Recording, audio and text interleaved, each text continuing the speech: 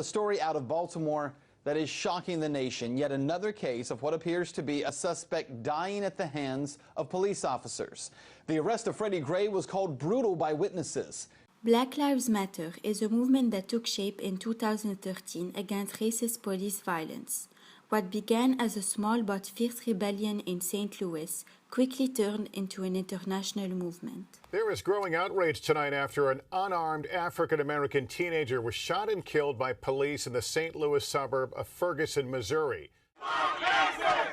On the streets of Ferguson, Missouri, outrage and anger. No justice! No peace! Protesters of different ages and races demanding answers in the shooting death of 18-year-old Michael Brown at the hands of a policeman. The police killings of Michael Brown and Eric Garner, as well as the repression against the Ferguson protests that came in response, were sparks to ignite the fire of the uprising. For the second time in as many weeks, a grand jury has found the evidence is just not there to charge a white police officer in connection with the death of a black civilian. This one involves the video seen around the world by now showing a man named Eric Garner being taken down, forced to the ground, repeatedly telling police he couldn't breathe. I can't breathe. I can't breathe.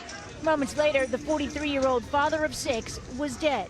Last November, D.C. was the scene of the death of yet another African-American man at the hands of the police. My name is Beverly Smith, and my son Alonzo Smith, a.k.a. Zoe, was murdered on November 1st, 2015 at Marbury Plaza high-rise apartment complex on 2300 and Good Hope Road. On the early hours of November 1st, residents from the complex heard a man running and screaming, saying, "Help, help, they're trying to kill me." So some residents of the unit called the police, and they called in, and they called it an assault in progress. When they arrived to the scene, they found my son, Alonzo Smith, lying face down between the first and second landing on the stairway with his head dangling off the steps and handcuffed behind him. When Metropolitan Police arrived, one of the security special police officer is seen with his knee with all his body weight in my son's back. My son was murdered, and I want the names of the special police officers to be released because as of to date, it has not been released. The case right now is currently in the grand jury has it as of December of last year. I know no more damn about my son's case than what I did when D.C. Metropolitan Police notified me almost 48 hours after my son was killed. They notified me November the 2nd at 7:30 p.m. that my son passed away. This is what they said. "Ms. Smith, I'm sorry to tell you, but your son was in an altercation with 2 special police officers and he passed away." I said, "What do you mean he passed away? Was he shot? Was he stabbed?" "No, Miss Smith. He was in an altercation with 2 special police officers and he passed." They denied me the opportunity of touching my son's warm body for the very last time. And I didn't see my son till after he was killed till 7 days later. The medical examiner had my son's body for 7 days. And when they released it to the funeral home, when I got there, my son's body was hard like cement. I have no faith in the police at all because it is my belief, and they have shown me that they're trying to cover it up. And then when I look at the history throughout the nation, over the past decade, police officers have been murdering unarmed, and it is a disproportionate of black men and black community. They've been murdering them with impunity. There is no accountability. I am expecting nothing less but an indictment in my son's murder case. And if one is not reached, it is because the prosecuting attorney didn't want one, because the evidence is there. It was definitely, without a shadow of a doubt, 100% excessive use of force. My son Alonzo, at the time that he was murdered, he was 27 years old. He was a phenomenal teacher. The students loved him. He also is a father of a 6-year-old son named Makai. He loved all kinds of music. He was very comical, very, very friendly, you know, and you ask people about him, that's one thing they would say to you is that he was a good man, and he was. I'll touch his clothes or socks or whatever, you know. I never thought I'd be so happy to smell his dirty socks, but that's the only thing that I have left is trying to hold and capture his scent. So I often smell his clothing. And I'm putting some of his things in a plastic bag to try to capture and hold his scent for as long as I can. That's the only closest thing that I have. Because of my son's death, I've automatically became an activist. So I'm out here now fighting against police brutality, not only for my son, but for every victim. Gun violence among DC's Black community is still on the rise. In 2014, more than half of the homicide perpetrators in the impoverished Southeast DC were young Black men. The perilous fact reflects the premise that Black lives who become the victims also matter even when the perpetrators are civilians with the same race and color. Just days after he attended a March for Washington planning meeting, Timothy Dawkins was gunned down in his Southeast Washington neighborhood. He was 24 years old, well known in the community. Tonight, neighbors say things are getting more dangerous outside their doors. My name is Cynthia Dawkins. I am a substitute teacher / community activist. Timothy was my youngest child. In August 21, 2013, someone took my son's life. Unfortunately, he was caught up in a crossfire. He was on his way home. One gunshot took him away. He had just got home from work. That phone rang and I answered. Timothy's brother said, "Mom, it was some gunshots on 4th Street. I think Timothy's dead." I said, "Michael, come on, stop. Timothy, not. No."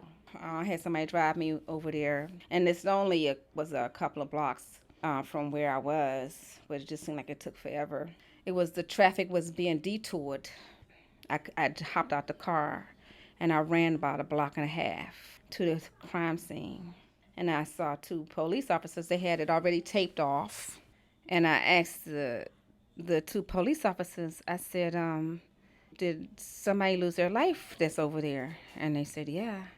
And I was like, can I go over there? I think my son might have got hit. And he said, no, ma'am, you can't go over there. I said, well, can you tell me what he looked like? Did he have dreads? Was he brown skin, maybe about my complexion?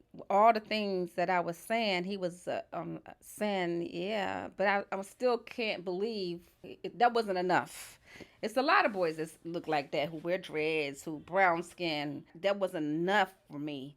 And so I saw his father, and Doug, is that our son? Is our son over there? And he said, I'm not sure, but it looked like Timothy. His legs, all I could see was his legs. It looks like Timothy. I said, you saw legs and you're saying it looked like Timothy? I was getting upset. Like, don't tell me no half stuff like that. Don't be claiming that's my child over there. So I went back to the police officer, and I'm like, please, sir, can you please go over there and tell me? And he said, well, what the boy, I said, he looks like me. So when I said that, the police officer looks me in my eye, and he didn't say anything.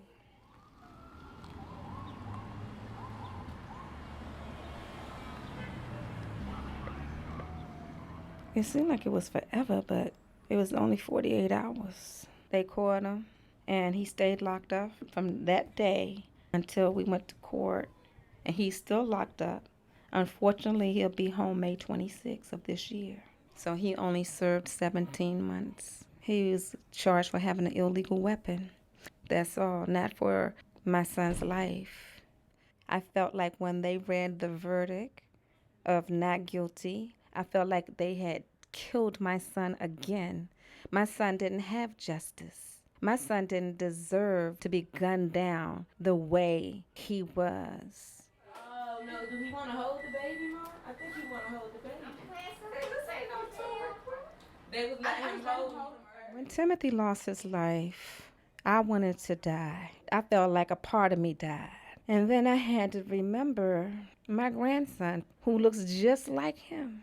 Where's my daddy? He doesn't understand why everybody else have a father and he doesn't.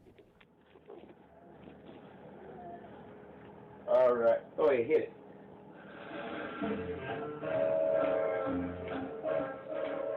He was a singer. He sang to us on a regular basis. His favorite was Frank Sinatra. We don't hear his beautiful voice anymore. From here to there, with my conscience bare. I wanted other people to know that Timothy, all because he lived in a poor community, and all because he may have been hanging with what some people may call a thug, didn't necessarily mean that he was one.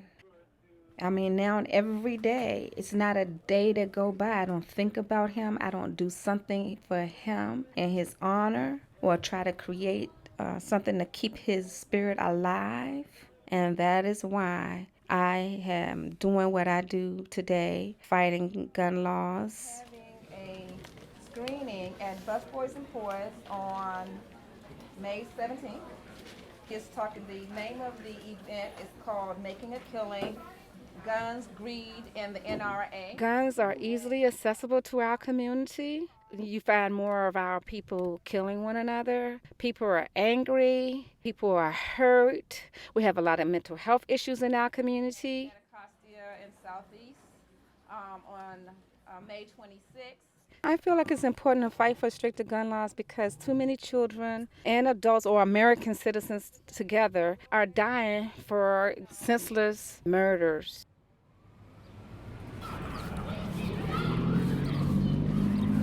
I do believe if there were stricter gun laws and it was more difficult or challenging for an individual to be able to purchase a gun, then it wouldn't have been easy for this young man to get a gun to kill my son. I'm not going to ever stop fighting for that. You should be able to feel comfortable being anywhere in America. But as it stands, you can be at a restaurant, you're home, and get murdered. And that needs to change, and I'm not going to shut up or sit down about that.